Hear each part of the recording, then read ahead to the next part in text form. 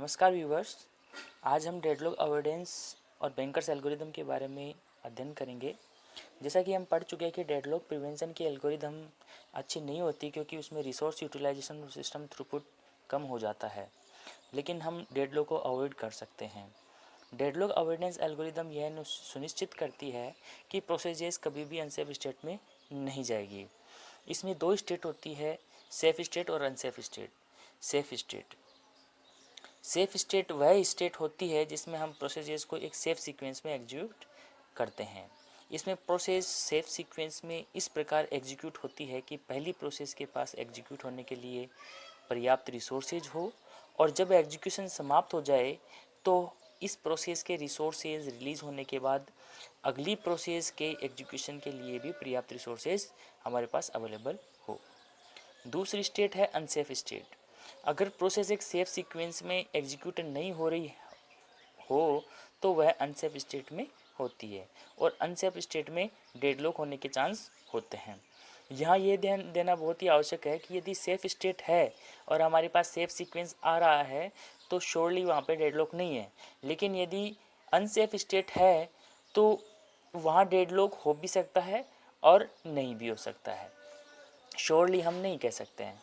एक उदाहरण के लिए, माना हमारे पास 11 टेप ड्राइवर्स है तथा 3 प्रोसेस P0, P1 और P2 है, ठीक है, जिनको अपना एग्जीक्यूशन समाप्त करने हेतु आवश्यक टेप ड्राइवर्स जो मैक्सिमम रिक्वायर्ड है वो, तथा वर्तमान में जो करंटली कितने होल्ड कर रखे हैं इन्होंने, उसकी स्थिति इस टेबल में दी गई है। तो अब हमें यहाँ पता लगाना है कि इसमें डेडलॉक है, यानी कि सेफ स्टेट में है या नहीं है, डेडलॉक है या नहीं है। तो इसके लिए हम यहाँ प्रोसेस P0 से स्टार्ट करते हैं। P0 में हम देखते हैं कि मैक्सिमम इसको 9 चाहिए और करंटली 5 ले रखे हैं, और अब हमारे पास अवेलेबल कितने, क्योंकि टोटल 11 हैं, 11 माइनस करंटली होल्ड कितने हैं तीनों के द्वारा, 5 + 2 + 2, टोटल 9 है। तो 11 माइनस 9 2, ओके। 11 माइनस 9 बराबर 2 हमारे पास टेप ड्राइवर्स अवेलेबल हैं। तो 2 टेप ड्राइवर से हम कौन सी प्रोसेस की को अलोकेट कर सकते हैं इन टेप ड्राइवर्स को, ताकि डेडलॉक हमारा ना आए। तो P0 के लिए हम देखते हैं कि 2, इसको और कितने चाहिए, 9 माइनस 5, मैक्सिमम ये है, करंटली ये है, तो 4 इसको चाहिए। तो 4 को हम यदि 2 इसको अलोकेट कर देते हैं तो 2 और चाहिए, तो भी ये यहाँ पे डेडलॉक की स्थिति बन जाएगी यदि हम इसको अलोकेट कर देंगे। तो इसलिए इसको अलोकेट नहीं करेंगे P0 को। हम P1 को देखते हैं, P1 को कितनी चाहिए, 4 minus 2, maximum required minus currently hold, तो हमारे पास रिमेनिंग आ जाएगा कि कितनी और आवश्यक है, इसको 2 आवश्यक है, जबकि इसको कितनी आवश्यक है, 8 माइनस 2 बराबर 6। तो हमारे पास अवेलेबल 2 है, तो 2 से हम खाली इसको सेटिस्फाई कर सकते हैं P1 को। तो P1 हमारा जो है पहली एग्जीक्यूशन P1 प्रोसेस का होगा, और P1 जैसे एग्जीक्यूट कर लेती है तो उसके बाद में इसने जो 2 लिए थे वो, और करंटली जो होल्ड कर रखे थे वो 2 + 2 4 जो रिसोर्सेज हैं वो रिलीज़ कर दिए जाएंगे। तो अब हमारे पास अवेलेबल रिसोर्सेज 4 हो जाएंगे। तो 4 से हम किसको सेटिस्फाई कर सकते हैं, इसको नहीं कर सकते क्योंकि P2 को 6 चाहिए। हम कर सकते हैं P0 को, चारों के चारों रिसोर्स अलोकेट करने के बाद में ये 5 + 4 ये 9 रिलीज़ कर देगी, 9 टेप ड्राइवर्स रिलीज़ कर देगी,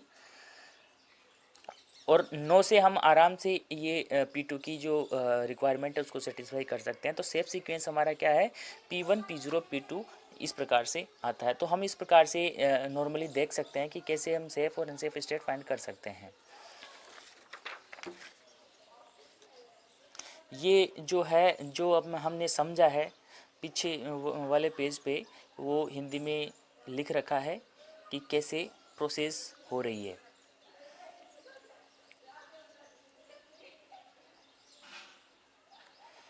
अतः डेडलॉक अवॉइडेंस एल्गोरिदम द्वारा जब कभी भी किसी प्रोसेस द्वारा किसी रिसोर्स के लिए रिक्वेस्ट आती है तो सेफ स्टेट चेक की जाती है, तथा ये एल्गोरिदम ही यह डिसाइड करता है कि रिसोर्स को अलोकेट करना है अथवा नहीं है। डेडलॉक अवॉइडेंस एल्गोरिदम को बैंकर्स एल्गोरिदम भी कहा जाता है, जिसके द्वारा सेफ स्टेट की गणना की जाती है। तो आइए हम बैंकर्स एल्गोरिदम को पढ़ते हैं कि ये क्या है। इसका नाम ऐसा इसलिए चुना गया है क्योंकि ये बैंकिंग सिस्टम में यूज़ किया जाए जो ये सुनिश्चित करे कि अपना उपलब्ध केस इस प्रकार से कभी अलोकेट नहीं करे कि यह अपने सभी कस्टमर्स की नीड्स को कभी सेटिस्फाई ना कर सके। मतलब अपने केस को इस प्रकार से कभी भी किसी कस्टमर को ना दे कि किसी भी कस्टमर की नीड को सेटिस्फाई नहीं कर सके। अवेलेबल उस ब्रांच में, बैंक की ब्रांच में जितने भी कस्टमर्स हैं उनमें से सभी की जो रिक्वायरमेंट है उनको सेटिस्फाई कर सके। इस प्रकार से केस को ना फ्लो करें कि किसी समय में किसी की भी नीड को सेटिस्फाई ना कर सके। यह एल्गोरिदम उन रिसोर्स एलोकेशन स्कीम के लिए काम में लिया जाता है जिनमें प्रत्येक रिसोर्स के लिए मल्टीपल इंस्टेंस हो। सिंगल इंस्टेंस के लिए तो हम रिसोर्स एलोकेशन ग्राफ को भी यूज़ में ले सकते हैं, लेकिन जहाँ पे किसी रिसोर्स के मल्टीपल जो इंस्टेंसेस है तो उसके लिए हम बैंकर्स एल्गोरिदम को काम में लेंगे। जब कोई प्रोसेस सिस्टम में प्रवेश करती है तो इसको आवश्यक अधिकतम चाहे जाने वाले रिसोर्स व इनके इंस्टेंस पहले ही बताने ज़रूरी होती है। ये सबसे इम्पोर्टेंट है, इसको हम प्रायरी इन्फॉर्मेशन कहते हैं कि जो कोई प्रोसेस सिस्टम में एग्जीक्यूशन के लिए आ रही है तो उसको पहले ही ये बताना होता है कि उसको मैक्सिमम रिसोर्स कितने चाहिए और उन रिसोर्सेज के इंस्टेंसेस कितने कितने चाहिए। तो ये प्रायरी इन्फॉर्मेशन इस एल्गोरिदम को चाहिए, जिससे एल्गोरिदम सेफ स्टेट के लिए चेक करता है कि इनके अलोकेशन से अनसेफ स्टेट तो नहीं आ रही है। तो ये इन जो रिसोर्सेज को ध्यान में रखते हुए ये एल्गोरिदम रन करती है। बैंकर्स एल्गोरिदम कुछ डाटा स्ट्रक्चर का प्रयोग करती है जो हम निम्नानुसार पढ़ेंगे। सबसे पहला है अवेलेबल। यह एक सिंगल डायमेंशनल वेक्टर है, यानी कि इसको ये m साइज़ का एक वेक्टर होता है जो सिंगल डायमेंशनल होता है, जो प्रत्येक प्रकार के रिसोर्स के कितने इंस्टेंस उपलब्ध है ये बताता है।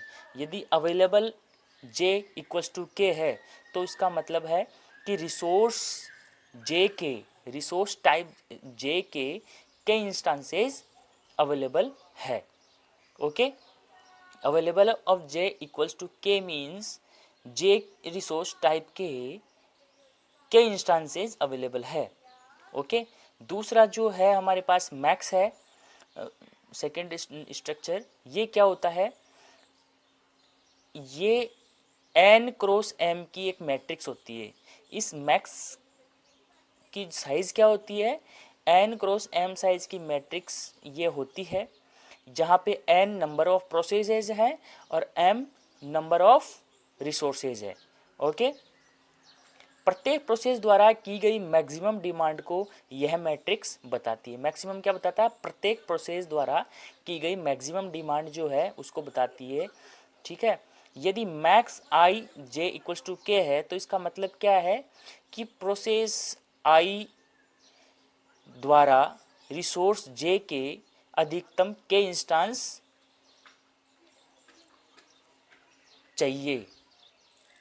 मीन्स प्रोसेस आई को अपनी लाइफ साइकिल में रिसोर्स टाइप जे के अधिकतम के इंस्टेंस की आवश्यकता होगी। वह ये प्रायरी इन्फॉर्मेशन है जो ये बताती है। थर्ड जो है वो एलोकेशन है। यह भी एक n क्रॉस m साइज़ की मैट्रिक्स होती है जो 2 डायमेंशनल होती है, जो बताती है कि प्रत्येक प्रोसेस को वर्तमान में प्रत्येक रिसोर्स के कितने इंस्टेंस एलोकेट किए हुए हैं। यदि allocation I J equals to K है तो प्रोसेस पी आई को रिसोर्स आर जे के वर्तमान में के इंस्टेंस दिए हुए हैं। ओके, जो नेक्स्ट है नीड। यह भी एक n क्रॉस m साइज़ की मैट्रिक्स होती है जो 2 डायमेंशनल होती है, जो बताती है कि प्रत्येक प्रोसेस द्वारा अब और कितनी आवश्यकता है, जिसको हम कैलकुलेट कर सकते हैं। इसका फॉर्मूला है need of I J equals to जो मैक्सिमम उस प्रोसेस की डिमांड थी, ठीक है, उसमें से उसको कितने एलोकेटेड किए गए हैं उन वो सब्ट्रैक्ट करते हैं तो हमारे को नीड मिल जाता है। कि एग्जांपल में हम इसको और क्लियरली समझेंगे कि कैसे इसको फाइंड करेंगे। Okay, need I J equals to K का मतलब है कि प्रोसेस पी आई को किसी प्रोसेस पी आई को रिसोर्स आर जे के इंस्टेंस की आवश्यकता होगी। अब जो नेक्स्ट है वो रिक्वेस्ट है। यह किसी प्रोसेस पी आई द्वारा रिक्वेस्ट किए गए रिसोर्स को बताता है। यदि request I J equals to K है, इसका मतलब ये है कि प्रोसेस पी आई को रिसोर्स टाइप जे के इंस्टांस की आवश्यकता है। वो करंटली जो रिक्वेस्ट करेगी उसको यह वेक्टर बताता है, स्ट्रक्चर बताता है। अब बैंकर्स एल्गोरिदम को दो प्रकार के एल्गोरिदम में विभाजित किया गया है। पहला है सेफ्टी एल्गोरिदम और दूसरा है रिसोर्स रिक्वेस्ट एल्गोरिदम। तो ये दोनों एल्गोरिदम ध्यान में रखने होंगे जब भी कोई सेफ स्टेट या सेफ सीक्वेंस हम चेक करेंगे कि डेडलॉक वहाँ है या नहीं है। सबसे पहले तो रिसोर्स रिक्वेस्ट एल्गोरिदम रन करेगी, उसमें किसी प्रोसेस द्वारा रिसोर्स को रिक्वेस्ट किया जाएगा। फिर इस एल्गोरिदम में चेक करने के बाद में यदि उसको रिसोर्स ग्रांट किए जाते हैं, एक प्रिटेंड कर लिया जाता है सिस्टम द्वारा कि ठीक है रिसोर्स ग्रांट कर लिए जाएँ इस प्रोसेस द्वारा, तो उसके बाद में सिस्टम की नई स्टेट बनती है और उस नई स्टेट को फिर सेफ्टी एल्गोरिदम में रन करवाया जाता है कि ये जो नई स्टेट सिस्टम की आई है वो सेफ़ है या नहीं है। तो इस प्रकार से दोनों जो एल्गोरिदम है कॉम्बिनेशन में रन करती है। तो पहला हम पढ़ते हैं सेफ्टी एल्गोरिदम क्या है। यह एल्गोरिदम यह बताती है कि सिस्टम सेफ स्टेट में है कि नहीं। फर्स्ट स्टेप इसकी क्या है, सपोज वर्क और फिनिश दो प्रकार के वेक्टर है जिनकी साइज क्रमशः है m तथा n है। m यहाँ पे रिसोर्सेज हैं और n क्या है, प्रोसेसेज है, नंबर ऑफ प्रोसेसेज और रिसोर्सेज। वर्क को अवेलेबल से हम इनिशियलाइज करेंगे। अवेलेबल क्या है कि करंटली हमारे पास अवेलेबल रिसोर्सेज कितने हैं, ठीक है, उनको वर्क में इनिशियलाइज कर दिया जाएगा। और फिनिश ऑफ आई यहाँ पे क्या है, प्रोसेस को इंडिकेट करती है। फिनिश ऑफ आई में जितनी भी प्रोसेसेज है जैसे P1 P2 P3 P4 P5 P6 P6, ठीक है, सभी प्रोसेसेज को जो क्या कर दिया जाएगा, फॉल्स से इनिशियलाइज कर दिया जाएगा, ठीक है। सेकेंड स्टेप क्या है, एक ऐसा इंडेक्स फाइंड किया जाएगा, यानी मीन्स ऐसी प्रोसेस फाइंड की जाए जिसकी finish of I equal to false है। ओके, इनिशियली फॉल्स ही होगी तो बिल्कुल ट्रू होगा ये। और क्या उस प्रोसेस की जो नीड है वो less than equals to work है, वर्क यानी अवेलेबल। यदि ये ट्रू होगा तो ये नेक्स्ट स्टेप में जाएंगे, स्टेप थर्ड में। यदि ट्रू नहीं होगा तो उसको मना कर दिया जाएगा कि resource can not be granted. क्यों? क्योंकि उसकी नीड जो है वो अवेलेबल से ज़्यादा है, उसके लेस देन और इक्वल टू नहीं है। और यदि ये जो सभी प्रोसेस के लिए चेक कर लिया जाए और ये दोनों कंडीशन ट्रू नहीं हो रही है, इसका मतलब क्या है कि हमें फोर्थ स्टेप पे जाना है। ओके, ये थर्ड स्टेप क्या कहती है कि यदि सेकंड स्टेप ट्रू हो गई तो हमें क्या करना है, वर्क में क्या पुट करना है, वर्क प्लस अलोकेशन। जो पहले से अवेलेबल थे, वर्क में क्या था अवेलेबल, जो पहले से अवेलेबल रिसोर्सेज थे प्लस अलोकेशन, उस प्रोसेस जिस प्रोसेस के लिए हमने अलाउ किया उसको रिसोर्सेज को, उसको कितने एलोकेटेड है, पर्टिकुलर उस प्रोसेस को कितने एलोकेटेड है उसमें ऐड करके वर्क में दोबारा से वैल्यू डाल दी जाएगी। फिनिश ऑफ आई उस प्रोसेस को जिसको ग्रांट किया हमने रिसोर्सेज, उसकी आई में हम उसके इस वेक्टर में ट्रू डाल देंगे और वापस से सेकंड स्टेप पे किसी नई प्रोसेस के लिए चेक करने के लिए जाएंगे। चौथी स्टेप ये कहती है कि यदि finish of I equal to true है फॉर ऑल सभी प्रोसेस के लिए, then system is in safe state में है।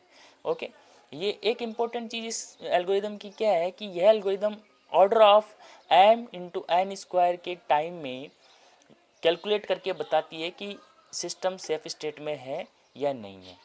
यानी कि इसकी इस एल्गोरिदम की कॉम्प्लेक्सिटी क्या है, order of m into N square. Okay, next जो एल्गोरिदम है वो रिसोर्स रिक्वेस्ट एल्गोरिदम है।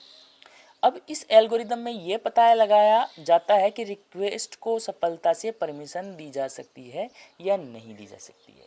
ओके, यानी कि किसी प्रोसेस ने कोई किसी रिसोर्स की रिक्वेस्ट की है तो पहले ये एल्गोरिदम रन होगी। ये एल्गोरिदम चलने के बाद में यदि सफलता से उसको रिसोर्स ग्रांट किए जाते हैं तो ये सिस्टम की नई स्टेट बनाई जाएगी इन स्टेप्स के द्वारा।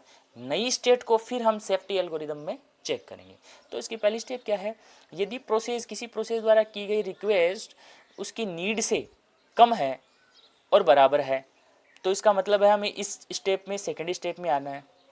और यदि नहीं है तो वहाँ पे एक एरर कंडीशन रेज करनी है कि संबंधित प्रोसेस ने अपने जो मैक्सिमम क्लेम थे, उसकी मैक्सिमम नीड थी, उसको एक्सीड कर लिया है और resource can not be granted. Okay, और यदि ये ट्रू होती है कंडीशन तो इसका मतलब यह है कि रिक्वेस्ट किसी प्रोसेस उस प्रोसेस द्वारा की गई रिक्वेस्ट यदि अवेलेबल से भी कम है हमारे पास उपलब्ध अवेलेबल रिसोर्सेज है उससे भी कम और बराबर है तो मतलब ये ट्रू है और हम थर्ड स्टेप पे आएंगे। यदि नहीं है तो मीन्स ये है हमारे पास सिर्फ इसी रिसोर्सेज अवेलेबल नहीं है। अवेलेबल नहीं है तो पी आई प्रोसेस को क्या करना पड़ेगा और वेट करना पड़ेगा और इंतज़ार करना पड़ेगा जब तक कि रिसोर्सेज अवेलेबल हमारे पास नहीं हो जाते। और यदि ये ट्रू हो जाती है तो थर्ड स्टेप में आएंगे। थर्ड स्टेप क्या कहती है कि सिस्टम इस प्रकार से अपनी एक नई स्टेट बनाएगा कि सपोज कर लिया कि वो रिसोर्स जो उसने रिक्वेस्ट किए हैं उस प्रोसेस ने, संबंधित प्रोसेस ने, वो ग्रांट कर दिए गए।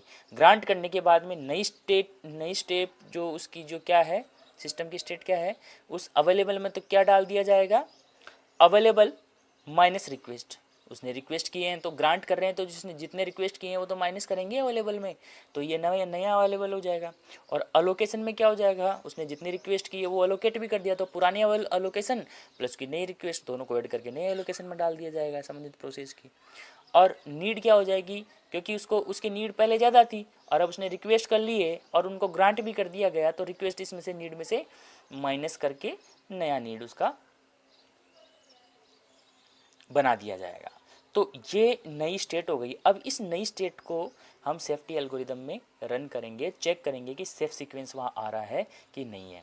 तो जो इन दोनों एल्गोरिदम को हम नेक्स्ट लेक्चर में समझेंगे कि कैसे ये एल्गोरिदम काम करते हैं एक एग्जाम्पल के साथ में। धन्यवाद।